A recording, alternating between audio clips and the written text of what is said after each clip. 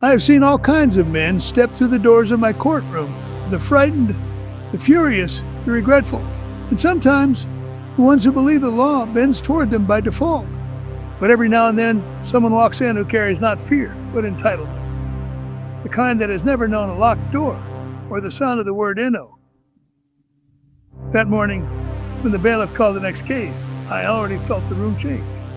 William Stanton. The name itself hummed with a certain gravity, the kind born of money, connections, and the kind of influence that too often mistakes itself for virtue.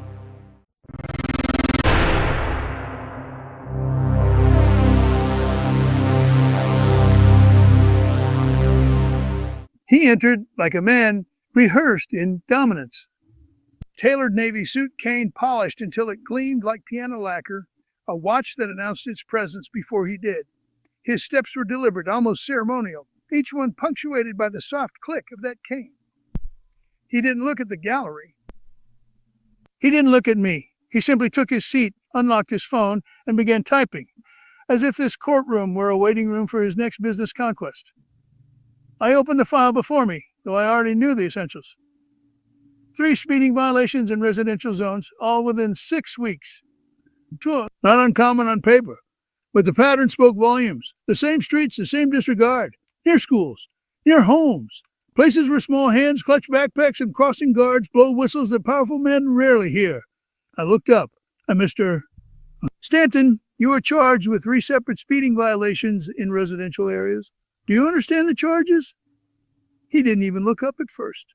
When he did, it was with the faintest of smirks, the kind that had probably closed countless deals.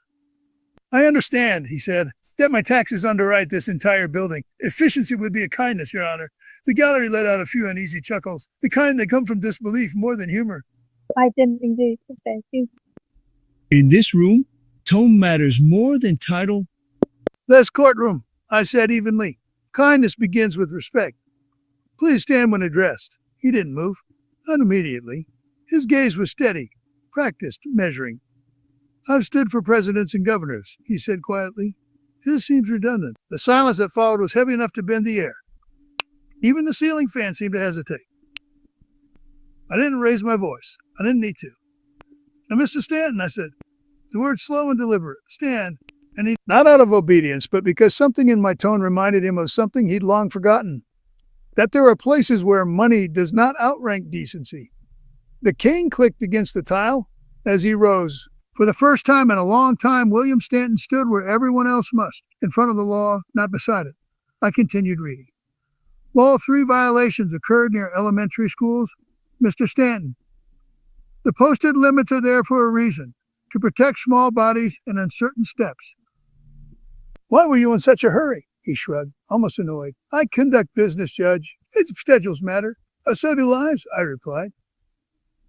Children cross those streets. Teachers push carts across those intersections. Parents unload strollers. The world doesn't freeze at your convenience. His jaw tightened. He looked past me, toward the courtroom clock, as if waiting for the moment he could resume being in charge again. Now, there's also a note here, I said, turning a page. Improper parking in a disabled space outside Lincoln Elementary. The same day as one of your speeding tickets. I purchased a permit, he replied.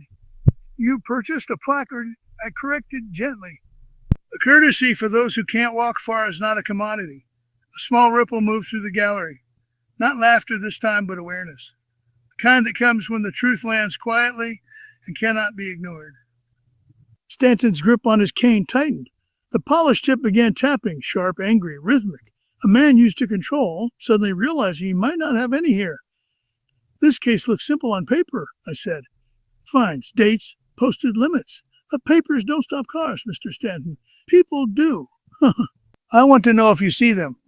He straightened, the old fire flaring up again. I built half this city, he said, voice rising. Schools, hospitals, housing. Don't lecture me about people. I studied him for a long moment. Then I closed the folder. I then consider this your inspection, I said quietly. Not of bricks, but of behavior. The courtroom held its breath. I could have ruled that moment. Could have issued fines, revoked privileges, but that wouldn't have done what needed to be done. Some lessons take time to reach where pride has built walls. We'll continue this hearing tomorrow, I said. Stanton frowned, incredulous. By tomorrow, I have a board meeting. Or schedule, I told him. No raised voice, no gavel strike, just finality. The kind that doesn't ask for permission. Between now and then, ask yourself one question you cannot delegate. What will remain of your name when the checks stop clearing? For a moment, something flickered across his face. A crack in the armor, maybe. Then, just as quickly, it was gone. The bailiff called the next case. Stanton gathered his things slower than before. His phone stayed in his hand, but he didn't look at it.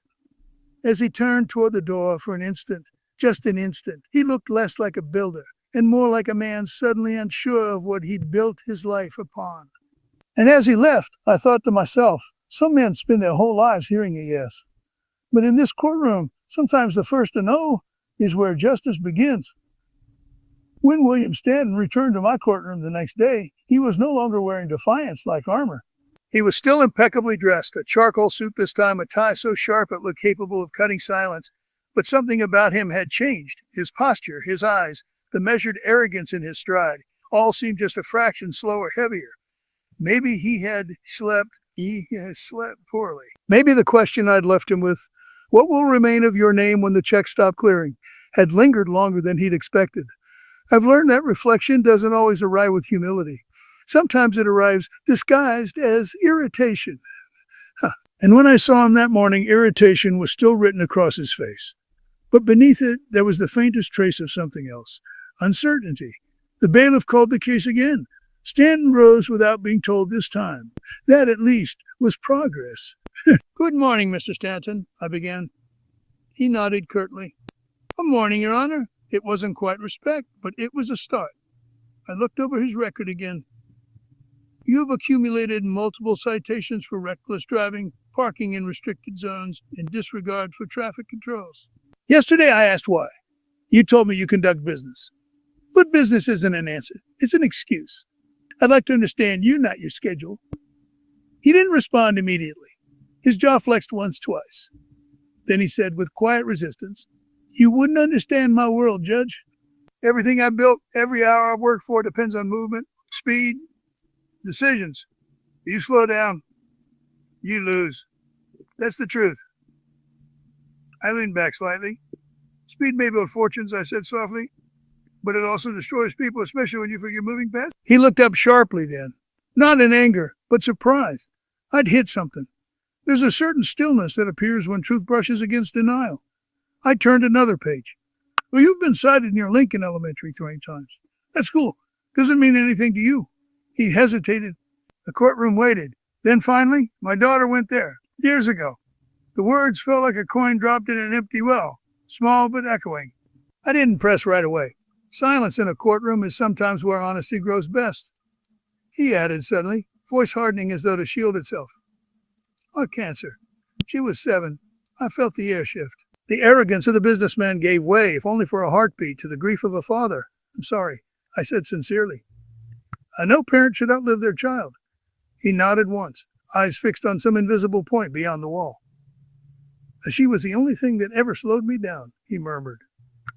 After she was gone, I just kept going. That line stayed with me. I just kept going. How many men had I seen like him, running from their own ghosts at 100 miles an hour? I leaned forward slightly. And your family now? Your wife? Children? He exhaled, the kind of sigh that carries a lifetime of unopened letters. The divorced. 10 years now. My son, we don't talk. He says I chose concrete over people. Maybe he's right, but he doesn't understand. I built for him, for both of them. And yet, I said quietly, they weren't asking for buildings. That landed harder than I intended. His expression tightened, the cane tip tapping lightly against the floor again, that nervous rhythm returning, like a metronome of regret. You're a man who builds, I said, but you've mistaken construction for connection. They're not the same. A bridge connects people, but only if someone chooses to cross it. He didn't respond, but I saw his eyes soften, just slightly. Slightly, the kind of softness that appears when the truth begins to thaw old pride. I continued, turning back to the files. Your record shows over 50 charitable donations, all under your company's name. Hospitals, scholarships, veteran housing, generous and impressive. But tell me something, Mr. Stanton. How many of those donations carried your heart, not your logo? He looked at me like he wasn't sure whether to be angry or ashamed. You think my contributions don't matter? Well, I think they matter, I replied evenly. But I also think they're easier than apologies. He didn't speak after that. He just sat there. A man who'd built empires but couldn't rebuild one broken dinner table. I could almost see the calculations behind his eyes. Money versus meaning, success versus solitude. People think courtrooms are about verdicts and laws. They're not. They're not. They're about moments like this, when truth sneaks through the cracks in a person's pride, and they suddenly see themselves as they are, not as they've been pretending to be. After a pause, I said quietly, "You know, Mr. Stanton, I once had a friend who said the greatest poverty is to have everything but peace. I never believed that until I started seeing men like you, men who could buy anything except forgiveness." He looked at me, and for the first time since he'd entered, his eyes weren't sharp or cold. They were tired, human. "What do you want me to do, Judge?" he asked finally. "Apologize to a city that doesn't care who I am?" "I know," I said. "They want you to remember who you were before the city started caring." The courtroom stayed silent for several long seconds. Then I spoke again softly. "We'll adjourn for today. Take the evening, Mr. Stanton. Don't go to your office. Don't check your phone. When I check your phone, visit somewhere that used to matter to you. Not your company, not your bank, but you. Then come back tomorrow. We'll continue." He nodded slowly. Arrogance was gone now, replaced by something uncertain, fragile, but real. He picked up his cane, and as he turned to leave, I noticed he walked slower this time. Not because of age or pain, but because, perhaps for the first time, he was carrying something heavier than his wealth. When the door closed behind him, I sat back and thought to myself, some men spend their lives building monuments to prove they mattered. But in the quiet corners of this courtroom, I've learned, the only monuments that last are the ones built inside the heart. The third hearing began under a sky that looked half asleep. Gray clouds hanging over the courthouse like a heavy thought that refused to clear. It had rained early that morning, and when William Stanton entered the courtroom, his shoes left faint wet prints on the tile. Somehow it felt symbolic, like his past was following him in, leaving quiet marks behind him that even he couldn't wipe away. He seemed calmer this time. The edge of arrogance was duller, though not gone. His cane no longer tapped in defiance, but rested quietly against the table beside him. When I looked at him, I didn't see the man who once mocked this courtroom. I saw a man beginning to feel the weight of his reflection, and it was heavier than he'd ever imagined. "Mr. Stanton," I began, "I asked you to take some time to reflect. Did you do that?" He nodded once, a slow, deliberate motion. "I did," he said. His voice wasn't defensive now. It carried a trace of fatigue. "I went to Lincoln Elementary, stood by the crosswalk where my daughter used to wait for me after school. There was a pause. No one moved. I remembered how she used to wave at me from across the street," he continued. "And she'd hold her hand up like a traffic cop until I stopped the car. She used to laugh when I'd roll my eyes. I never thought about what that meant." "What does it mean now?" I asked quietly. He hesitated, eyes down. "It means she trusted me to stop. It was the kind of moment that could silence a whole courtroom. The kind where law and humanity meet, and neither wants to speak first. But that day, silence wasn't enough. There were still truths he hadn't faced. Truths the evidence would reveal." I opened a file and slid a tablet across the bench. "Mr. Stanton, we've reviewed footage from one of your cited incidents. I'd like you to watch it." He leaned forward slightly as the video began to play. The footage, from a traffic camera, showed his black sedan speeding through a residential block. The timestamp placed it just before 8 a.m. School zone hours. Children were crossing at the far end of the frame. In the corner, a crossing guard, elderly patient, raised her stop sign. Stanton's car didn't slow. The screen froze at the moment his car passed within a breath of a small child's backpack. You could almost feel the air that separated safety from tragedy. He stared at the screen, expression unreadable at first. Then his jaw clenched and his shoulders sank. "I didn't see them," he whispered. "Exactly," I said softly. "You didn't see them." He looked up, startled by the weight of that statement. "You didn't see the child, the crossing guard, or the sign," I continued. "But it's not just about that morning, Mr. Stanton. You haven't seen in years. Not the people, not the consequences, not even yourself. That's the real blindness." He said nothing. but his breathing grew unsteady, slow, deep, almost forced. His knuckles whitened against the edge of the table. "But do you understand?" I said quietly. "How close you came to changing lives that morning? 1 inch, 1 second, one distraction. That's all it takes. And all the buildings you built, all the accounts you filled would not rebuild a single heart." He exhaled through his nose, a sound caught between shame and realization. "I didn't mean to. I know," I interrupted gently. "No one ever means to. But meaning isn't the same as seeing. You've spent your life measuring progress and profit, but here progress is measured in awareness." For a long time he said nothing. His eyes remained on the paused image of his car frozen beside the child. The silence in that room was profound. Not empty, but full. Full of understanding, of guilt, of something long buried beginning to stir.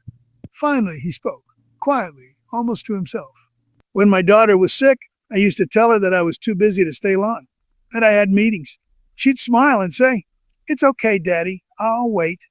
He swallowed hard. She waited until she couldn't any more. I felt the air tighten. His voice wasn't the polished tone of a tycoon anymore. It was the voice of a father haunted by the moments he could never buy back. "Mr. Stanton," I said softly, "you've spent years driving through life like you drove through that intersection, fast enough to blur everything that mattered.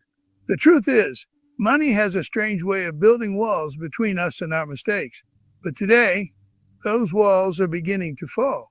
He nodded, eyes glassy but fixed. "I thought I could control everything. The numbers, the people, the outcomes. But the truth is, I can't even control my own heart." I closed the folder gently. "Now that's the first honest thing you've said since you walked in here." The courtroom remained quiet. Reverend. I didn't deliver a ruling that day. Justice, real justice, isn't always about penalties. Sometimes it's about letting a man face his own reflection long enough to recognize what he's lost. Before adjourning, I said, "Mr. Stanton, this isn't over. But punishment alone won't fix what blindness has cost you. Tomorrow, I'll be calling someone who might help you remember what you stopped seeing, not as a businessman, but as a father." His brows furrowed, unsure. "Who?" "You'll find out," I replied simply. He left the courtroom slower than he'd arrived, the cane tapping gently like a metronome, counting the seconds between guilt and awakening. Outside, the rain had started again, light, steady, almost cleansing. As the door closed behind him, I looked at the paused image on the screen one last time, the frozen moment between a child's innocence and a man's ignorance, and thought to myself, blindness is not the absence of sight. It's the refusal to look. And for William Stanton, that day marked the first time he truly began to see. The morning of the fourth hearing carried a kind of stillness that only comes before truth arrives. The courtroom was quieter than usual, fewer whispers, fewer glances, almost as if everyone sensed that something deeper than law was about to unfold.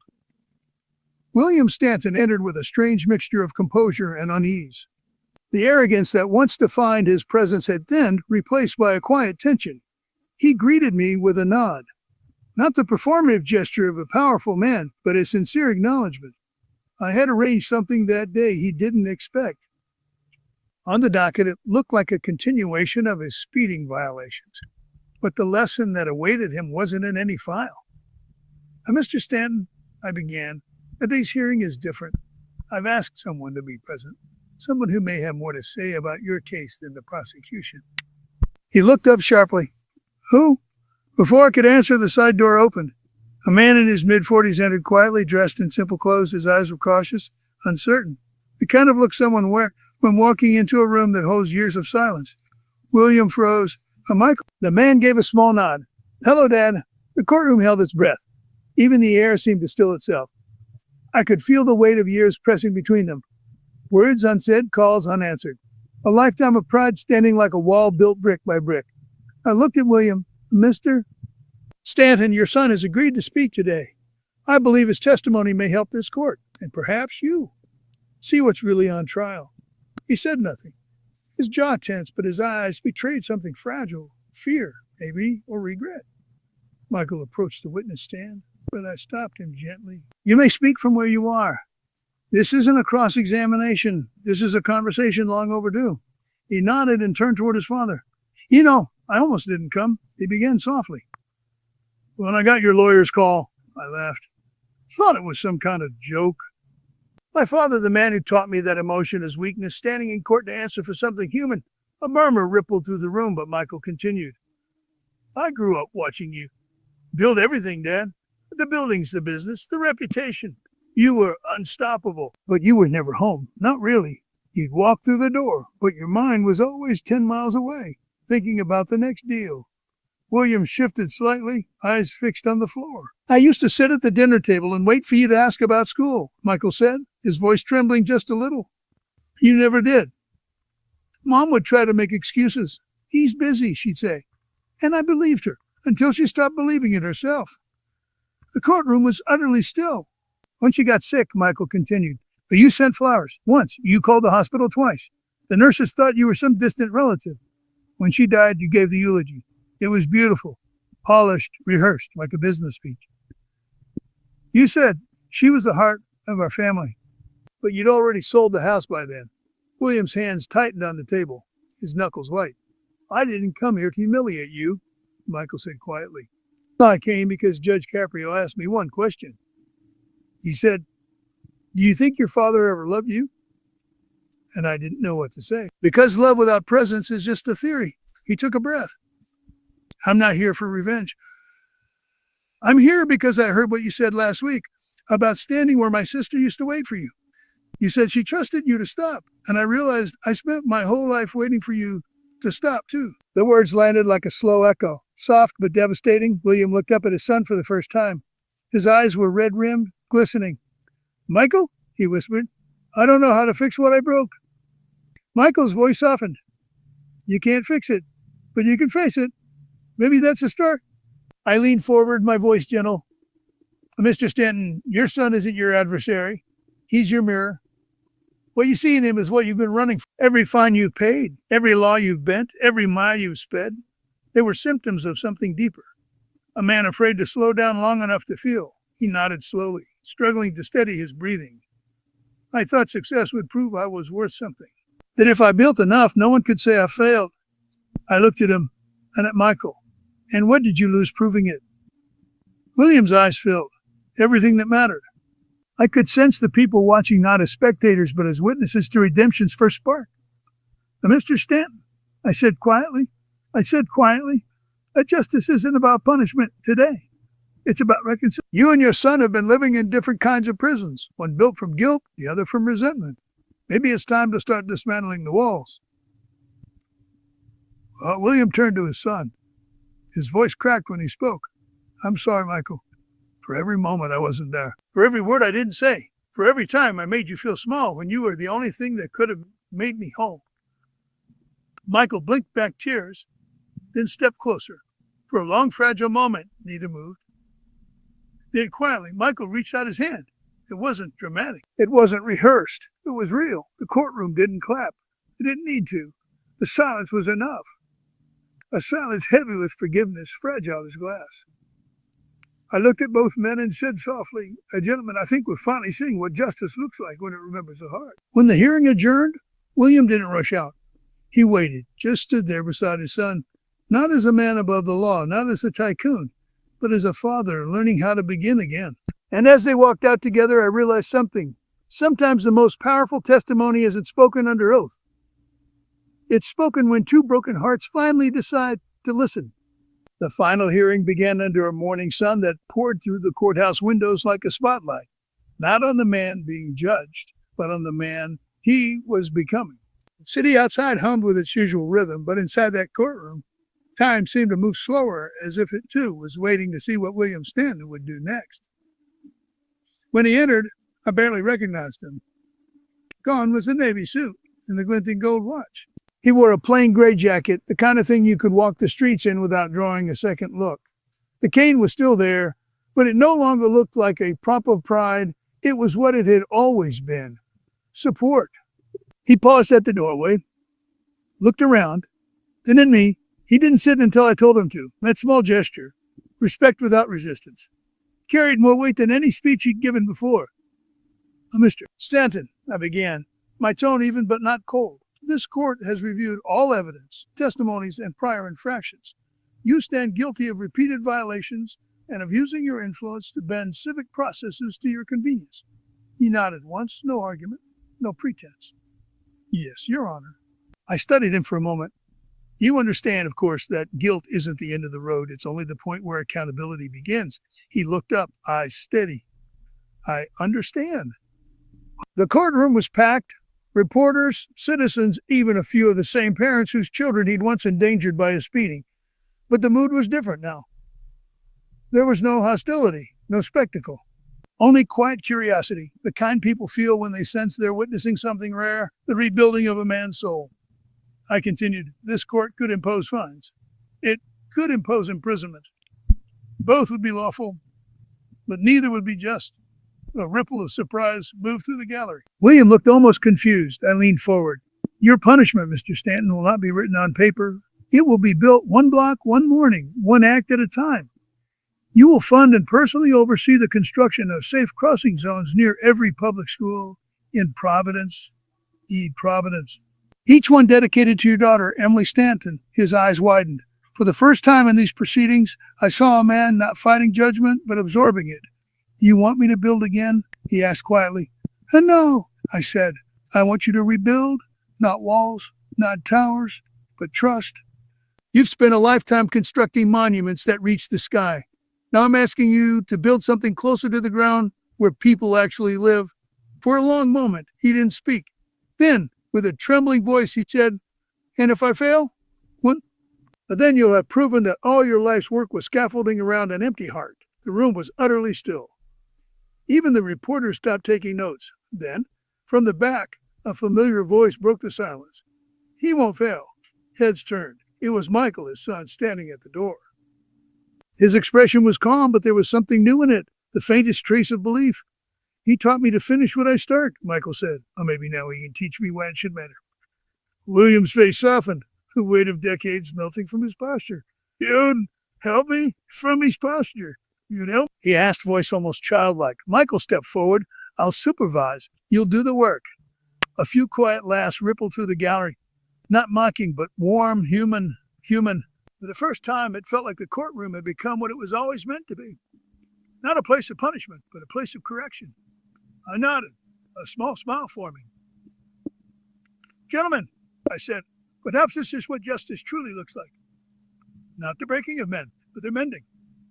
When I struck the gavel, no one moved. It wasn't the usual sound of conclusion. It was more like a benediction, a signal that something had finally begun. As William rose, he didn't rush toward the door. Instead, he turned toward the gallery and spoke, his voice low but steady. They spent a lifetime building towers that touched the clouds, and not one that touched a heart. I thought money could erase pain, but it only hid it long enough to rot. I can't change who I was, but maybe I can leave behind something that outlasts my mistakes. No applause followed. The silence itself felt sacred, like the air after a storm, clean, forgiving. Still, when he reached the door, a young reporter called out, Mr. Stanton. Any final comment for the press? He paused, his cane steady, his eyes clear. You tell him this, he said quietly. Justice isn't what happens when you're caught. It's what begins when you finally stop running. Months passed after that day, and Providence began to change. Not through headlines or court orders, but through the quiet rhythm of one man showing up. Every morning, workers at school construction sites saw him there before sunrise. He carried blueprints under one arm, a thermos of coffee in the other. He didn't shout orders anymore. He asked questions. He didn't lecture. He listened. He listened. Children on their way to class would wave as they passed him, and he'd wave back. Just a small gesture, but one that carried the weight of humility. Sometimes he'd stop by the old courthouse, not for hearings, but to bring coffee for the clerks, or to stand outside and look up at the building he once dismissed with a sneer. It was no longer a place that represented his fall. It was where he'd finally stood still, long enough to see himself. And when the last school crossing was completed, a small plaque was placed at its edge. No corporate logo, no gold lettering, just a simple inscription etched into steel before every life I once hurried past. I visited that spot months later on a quiet morning. The sun was warm on the new paint, and children were crossing safely, laughing, unaware that they were walking across one man's redemption. And as I stood there, I thought of something I've learned over all my years on the bench. The law can correct behavior, but only grace can rebuild character. William Stanton had finally learned that lesson, not from a sentence, but from silence, humility, and the long, slow work of building something that didn't bear his name. Justice didn't break him, it waited for him until he was ready to meet it.